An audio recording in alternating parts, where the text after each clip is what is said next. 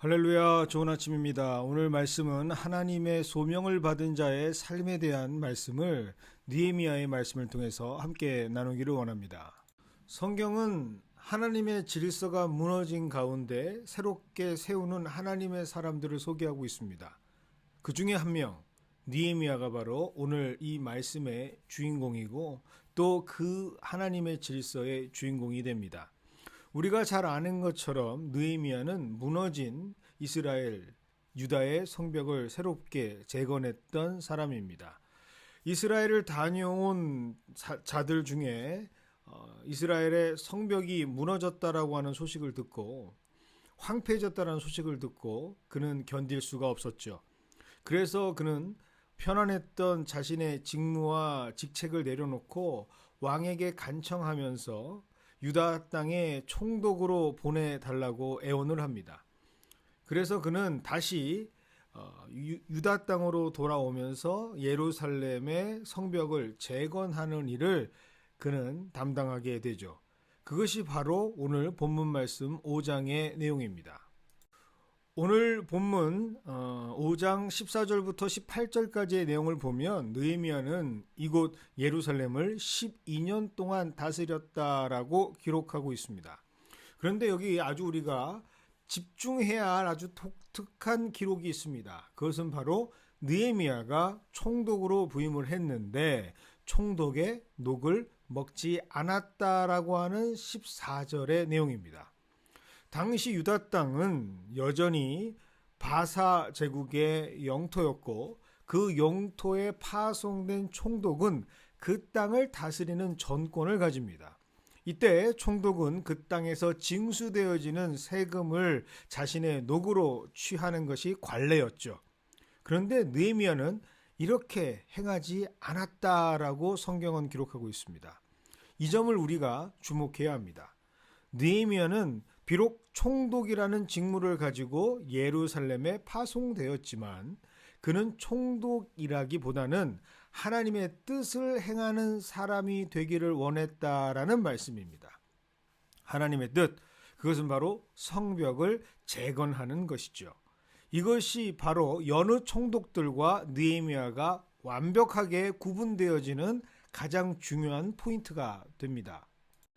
예루살렘을 지금까지 다스렸던 전임자 총독들은 그 자리를 자신의 정치적 그리고 경제적인 유익을 도모하는 자리로 보았습니다. 그래서 그들은 유다 사람들에게 굉장히 높은 세금을 매겨서 갈취했고 심지어 양식과 포도주 그리고 은 40세겔을 거두면서 그렇게 부담을 가중시켰다라는 것이 오늘 성경의 기록입니다. 그리고 그와 더불어서 그의 일을 돕는다라고 하는 그의 권력에 기생하는 하수인들은 역시 유대인들을 자신의 목적을 채우는 수단으로만 여기죠. 그래서 그들은 심지어 땅을 사 모으고 투기까지 하게 됩니다. 하지만 느헤미야는 달랐습니다. 그는 총독이라는 자리가 자신을 위한 자리가 아니라 하나님의 일을 감당하는 자리였음을 분명히 알고 있었던 사람이죠. 그래서 그는 오히려 총독으로 받아도 되는, 아니 받아야 하는 당연한 대우를 포기합니다. 자신이 녹을 받게 되면 성벽을 재건해야 하는 백성들의 부담이 가중될 것을 알았기 때문입니다. 그것은 결국 성벽을 재건하는데 아무런 도움이 되지 않는다라는 것을 누구보다 잘 알았던 느헤미야.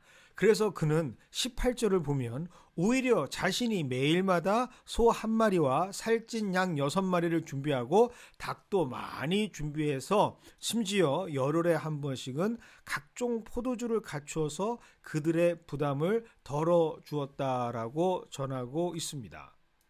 아니, 어떻게 이런 일들을 행할 수 있었을까요? 여기에는 힌트가 있습니다. 바로 18절입니다. 매일 나를 위하여 라고 하는 말씀입니다. 느헤미야는 성벽을 재건하는 것이 하나님의 일인 동시에 자신이 간절히 원하는 소망이었습니다. 이미 본국에 안락하고 성공이 보장되어 있던 자리를 박차고 나온 사람, 유대의 총독으로 파송되었던 그 순간부터 그의 소망은 성벽을 재건하는 것이었죠. 오늘 이것이 바로 느헤미야를 통해서 우리가 선한 자극을 받게 되는 포인트입니다. 느헤미야의 바램은 하나님의 소망과 정확하게 일치합니다. 도대체 느헤미야는 어떤 사람이었기에 이렇게 하나님과 목적하는 바가 같은 사람이 될 수 있었던 것일까요? 그 해답 역시 오늘 본문 15절에 기록되어져 있습니다.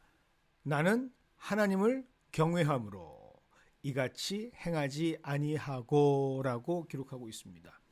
느헤미야는 하나님을 경외하는 지혜자였습니다.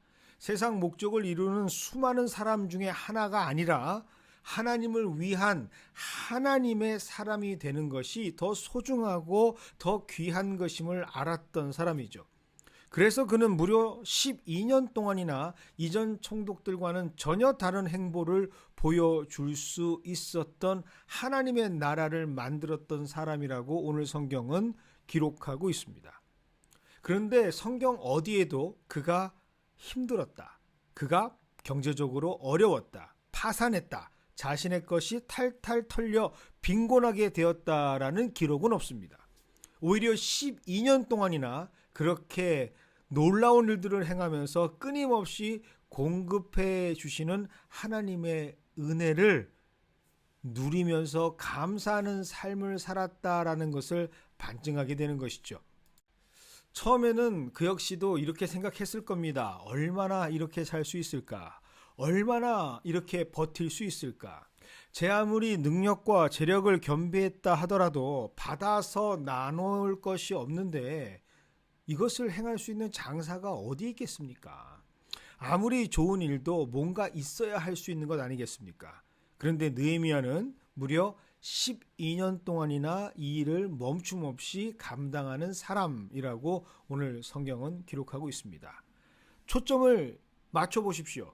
12년이나 그 일을 했다고? 라고 하는 것이 아니고요. 12년씩이나 하나님께서 그것을 가능하도록 허락해 주셨다라는 것이 더 중요한 사실입니다.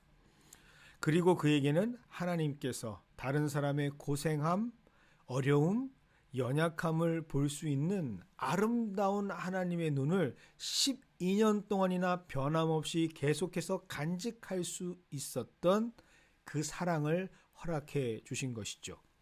하나님을 경외하는 것과 사람을 사랑하는 것을 분리하지 않는 진정한 하나님의 사람이 되게 하셨던 것입니다.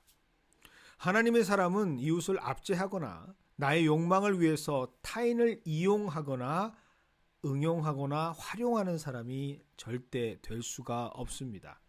오히려 내가 당연히 받을 몫까지 포기하고 심지어 내가 가지고 있던 것까지 내놓게 되는 것이 바로 하나님을 경외하는 사람, 그리고 이웃을 사랑하는 사람의 모습이죠. 이 세상에서는 전혀 찾아볼 수 없는 하나님의 사람, 그래서 그 사람들이 하나님의 역사를 만들어 나가는 것이죠. 느헤미야에게는 하나님이 이런 놀라운 인생을 12년이나 살 수 있도록 도와주신 것입니다. 그리고 이런 모습을 우리가 알고 있을 때 우리는 오늘 말씀 19절의 말씀을 오해 없이 온전한 하나님의 뜻으로 은혜를 받으며 누릴 수가 있게 됩니다. 19절입니다. 내 하나님이여, 내가 이 백성을 위하여 행한 모든 일을 기억하사 내게 은혜를 베푸시옵소서. 느헤미야가 원하는 은혜, 그가 궁극적으로 원했던 그의 모든 것을 희생하고 함께하고 나누면서 하나님의 사람으로 세워진 목적은 그 어떤 것도 아니라 예루살렘 성벽의 재건, 즉 하나님의 뜻을 이루는 것이었습니다. 느헤미야는 이것을 하나님께 요청하는 것이죠. 내게 은혜를 베푸시옵소서. 12년 동안 손해본 것을 되갚아 달라고 하는 의미가 아닙니다. 그동안 내가 했던 모든 것을 기억하시고 이자까지 쳐서 몇 배로 불러서 갚아주시기를 바랍니다라는 그러한 세상적인 의도가 전혀 여기에는 기록되어져 있지 않습니다. 그는 그의 첫 시작을 가능하게 하셨던 하나님의 뜻이 이루어지는 것을 여전히 소망했던 하나님의 사람인 것이죠. 오늘 저와 여러분이 이러한 느헤미야와 같은 인생의 주인공이 되기를 소망합니다. 오늘 우리에게 주시는 하루가 바로 이런 인생의 첫 걸음이 되기를 소망합니다. 이를 위해 오늘도 느헤미야에게 허락하셨던 12년의 삶이 나에게도 동일하게 시작될 수 있도록 하나님을 경외하는 지혜자가 되어서 하나님과 함께 하게 되는 귀한 은혜의 동행자가 되기를 원합니다라는 그 마음을 가지고 오늘 하루를 살아갈 때 하나님께서는 반드시 그 삶의 주인공이 되게 하실 줄 믿습니다. 오늘 수요일은 교회 리더십들을 위해서 함께 기도하는 날입니다. 기도하시겠습니다. 사랑하는 은혜 하나님 아버지, 감사를 드립니다. 오늘도 말씀 속에서 우리가 어떤 모습으로 하나님의 사람이 되어야 하는지, 또 하나님의 그 놀라운 질서 속에 편입되어 주의 일들을 감당해야 하는지를 깨닫게 하시니 감사를 드립니다. 우리의 삶이 하나님의 삶이 되기를 원합니다. 우리의 소망하는 바가 하나님의 소망이 되는 귀한 시간들이 우리의 삶 가운데 계속해서 고백되어질 수 있도록 주님께서 인도하여 주시옵소서. 내가 바라고 원하고 정말로 기대하고 소망하는 그 모든 일들이 하나님께서 하시는 일들로 연합되어지고 일치되어지는 것이 우리의 삶이 될 수 있도록 하나님께서 함께하여 주시옵시고, 그것이 바로 우리 연합장로교회의 리더십들의 마음이 될 수 있도록 주님께서 붙잡아 주시옵소서. 주님, 목회자들을 위해서 기도합니다. 하나님, 우리가 무엇을 위해 살아야 하는가? 개인의 목회가 아닌 교회를 섬기고 아름다운 성도들을 섬기는 것이 우리 삶의 기쁨이 되게 하시고, 하나님께서 우리에게 주신 소망 그리고 소명이 될 수 있도록 주님께서 그 모든 중심이 말씀으로 채워질 수 있도록 하나님께서 인도하여 주시옵소서. 영육간에 강건케 하여 주시옵시고, 세상의 힘에 흔들리지 않도록 하여 주시옵시고, 나태하지 않게 하시고 게으르지 않게 하여 주시옵시고, 자기 이기적인 중심으로서의 삶이 아닌 이타적인 예수 그리스도의 삶을 살아갈 수 있는 우리 목회자들 될 수 있도록 주님께서 인도하여 주시옵소서. 특별히 하나님, 우리 장로님들 한 분 한 분 주님께서 기억하여 주시옵시고, 특별히 우리 안수받으신 집사님들 그리고 권사님들 그리고 교회 리더십들 주님께서 한 분 한 분 기억하여 주셔서 그들의 삶 가운데에 하나님께서 주시는 마음들로 늘 채워지게 하여 주시옵시고, 하나님께서 주신 지혜를 말미암아 이 모든 일들을 잘 감당해 나갈 수 있는 참된 직제 사역의 주인공들이 될 수 있도록 주님께서 인도하여 주시옵소서.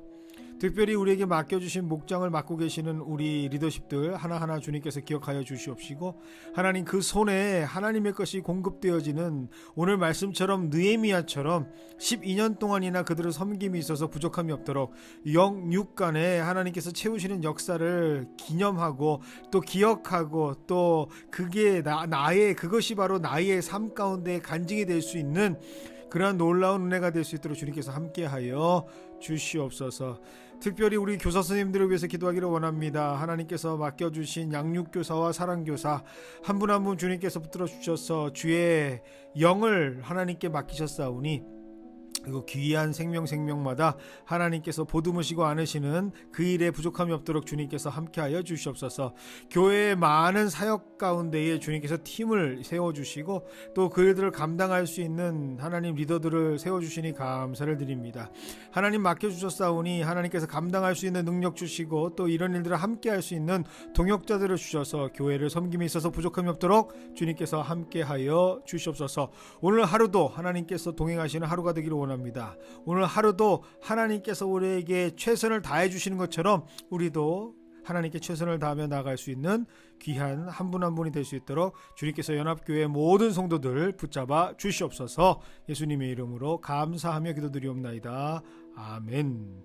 오늘 하루도 기쁨이 넘치는 하루가 되시기를 주님의 이름으로 축원드립니다.